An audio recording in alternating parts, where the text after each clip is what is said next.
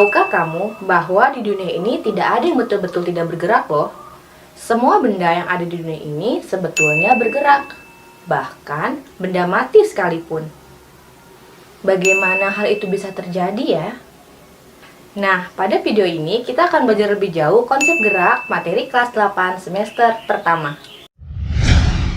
Assalamualaikum warahmatullahi wabarakatuh. Halo teman-teman semua, apa kabarnya hari ini? Semoga tetap semangat belajar ya. Nah, di sini aku mau minta kamu membayangkan suatu hal. Coba bayangkan ketika kamu sedang berada di dalam mobil dan mobilmu melintasi jalan raya.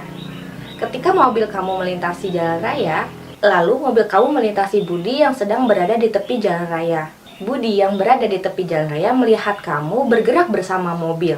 Dan kamu yang berada di dalam mobil melihat Budi bergerak berlawanan arah dari mobil kamu. Nah, secara konsep, gerak bersifat relatif tergantung pengamat dan titik acuannya. Kalau begitu, yuk cari lebih jauh tentang konsep gerak.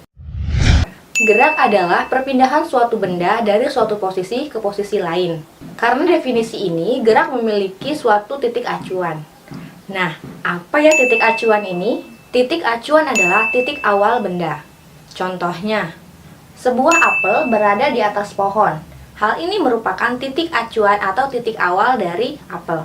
Lalu, apel jatuh ke bawah, merupakan titik akhir. Contoh lainnya, ada sebuah mobil berada di titik A, yang merupakan adalah titik awal dan titik acuan. Lalu mobil ini bergerak menuju titik B. Titik B adalah titik akhir.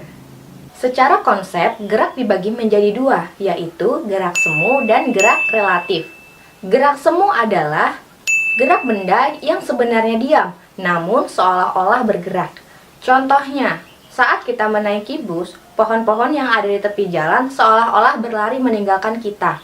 Padahal sebenarnya yang bergerak adalah bus di mana kita yang ada di dalamnya. Lalu gerak relatif adalah gerak benda yang relatif terhadap titik acuannya. Suatu benda bisa saja bergerak, namun benda lain bisa juga dikatakan diam. Contohnya adalah ilustrasi yang sebelumnya saat kamu berada di mobil dan Budi berada di tepi jalan. Benda yang bergerak pasti memiliki lintasan-lintasannya. Berikut ini adalah macam-macam lintasan pada gerak. Yang pertama yaitu gerak lurus. Yang kedua, gerak melingkar. Dan yang ketiga yaitu gerak parabola.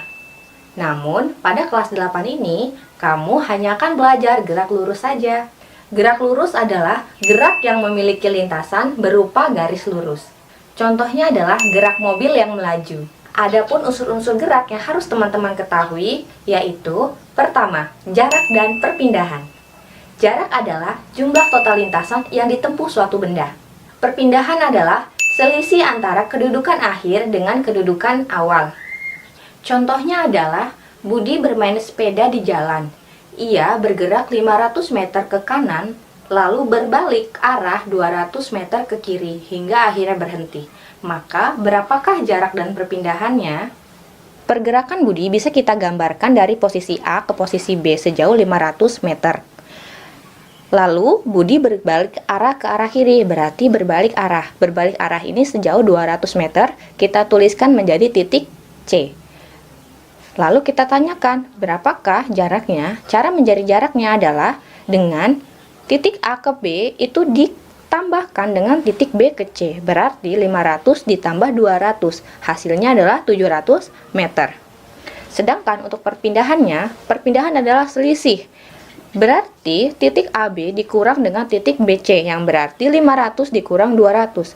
Maka hasilnya adalah 300 meter. Kelajuan adalah perbandingan antara jarak yang ditempuh dengan waktu yang dibutuhkan benda. Sedangkan kecepatan adalah perpindahan suatu benda yang dibagi oleh selang waktunya. Yang ketiga yaitu percepatan dan perlambatan. Percepatan adalah perubahan kecepatan di setiap waktu. Bedanya, kalau percepatan, kecepatannya akan bertambah, sedangkan pada perlambatan, kecepatannya akan berkurang. Ada dua macam gerak lurus, yaitu GLB, gerak lurus beraturan, dan GLBB, gerak lurus berubah beraturan. GLB adalah gerak suatu benda pada lintasan lurus dengan kecepatan konstan atau tetap. Oke teman-teman, berikut ini adalah rumus dari GLB atau gerak lurus beraturan. Nah, sebelumnya tadi aku sudah kasih tahu kalian tentang dua konsep tentang kecepatan dan kelajuan. Nah, untuk rumus GLB itu tidak terlepas dari kelajuan maupun kecepatan. Mereka ada sedikit perbedaan. Yang pertama nih, kalau kita lihat dari kelajuan. Dari kelajuan itu rumusnya V sama dengan S dibagi T, di mana V adalah kelajuan satuannya meter per sekon. S, ini ingat ya, S kecil, bukan S kapital. S kecil sama dengan jarak satuannya meter, dan T kecil adalah waktu satuannya sekon. Dan untuk kecepatan itu ada sedikit perbedaan. Di sini ada tanda segitiga. Segitiga ini berarti artinya adalah delta. Delta V sama dengan delta S dibagi delta T. Delta V adalah kecepatan satuan meter per sekon. Delta S perpindahan. Jadi bukan jarak ya. Kalau ada deltanya berarti dia adalah perpindahan. Perpindahannya satuannya meter. Lalu untuk delta T itu adalah waktu satuannya sekon. Nah, di sini untuk dua rumus ini, teman-teman bisa membuat rumus segitiga yang biasa aku kasih tahu di rumus-rumus sebelumnya ya. Nah, kalau kita buat rumus segitiga, rumus segitiga seperti ini ya, kita bagi dua. Karena V ini atau delta V di sebelah kiri, kita taruh V-nya di kiri, S-nya di atas, lalu T-nya di bawah sebelah kanan. Bagaimana cara menggunakannya? Seperti rumus-rumus sebelumnya, kalau kita ingin mencari S atau jarak, maka jaraknya ditutup. Berarti S sama dengan V dikali T. Begitu juga kalau kita ingin mencari T, maka T-nya ditutup.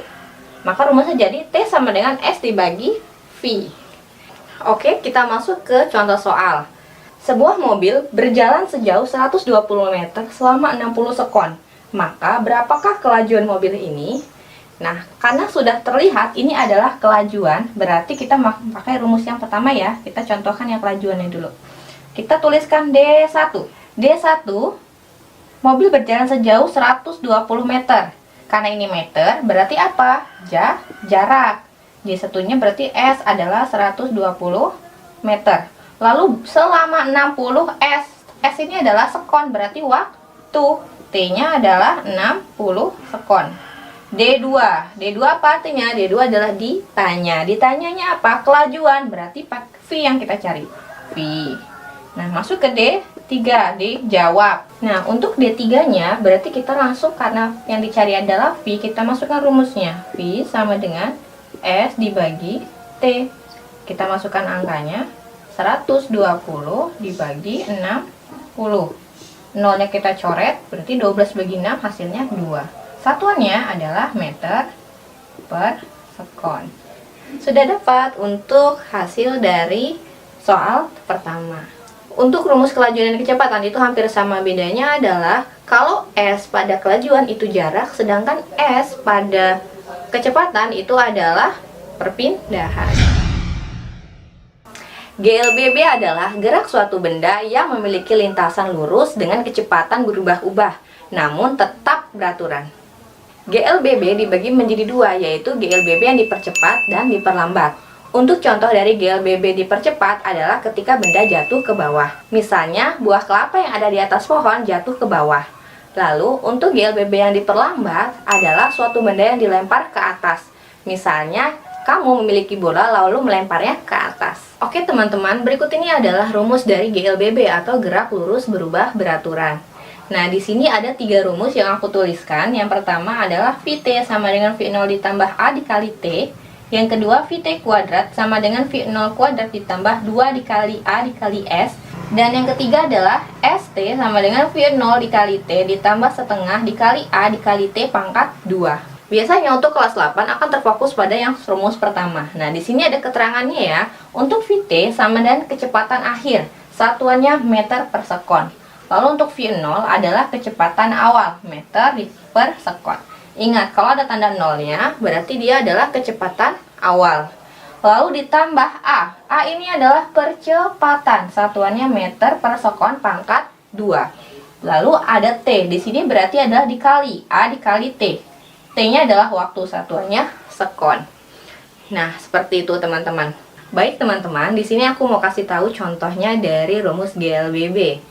Ada sebuah mobil melaju dengan kecepatan awal 10 meter per sekon selama 30 sekon dengan percepatan 10 meter per sekon kuadrat. Maka berapakah kecepatan akhirnya? Nah, di sini langsung kita tuliskan D1, berarti yang diketahui ada apa? kecepatan awal berarti adalah V0. V0-nya adalah 10 meter per sekon. Lalu ada selama 30 sekon, berarti ini apa? Waktu. T-nya adalah 30 sekon. Lalu ada percepatan berarti A. A-nya adalah 10 meter per sekon pangkat 2. Maka D2-nya adalah kecepatan akhir, berarti VT. Lalu kita masuk ke D3. Masukkan saja langsung ke rumus VT sama dengan V0 ditambah AT. Kita masukkan angkanya ya. V0-nya berapa? 10 ditambah A-nya adalah 10 dikali 30. Berarti 10 ditambah 10 kali 30 berapa? 300. Berarti 10 tambah 300, 310 meter per sekon. Itulah jawabannya dari contoh soal di bawah ini. Baiklah teman-teman, itu tadi adalah rangkaian dari konsep gerak, macam-macamnya, bahkan sampai rumus-rumus dan contohnya. Nah, berikut ini adalah beberapa soal yang bisa kamu kerjakan di rumah dan bisa dikumpulkan melalui nomor WhatsApp yang ada di deskripsi. Buat kamu yang ingin bertanya, silahkan bertanya di kolom komentar bagi materi yang masih membingungkan. Cukup sekian dari aku. Assalamualaikum warahmatullahi wabarakatuh.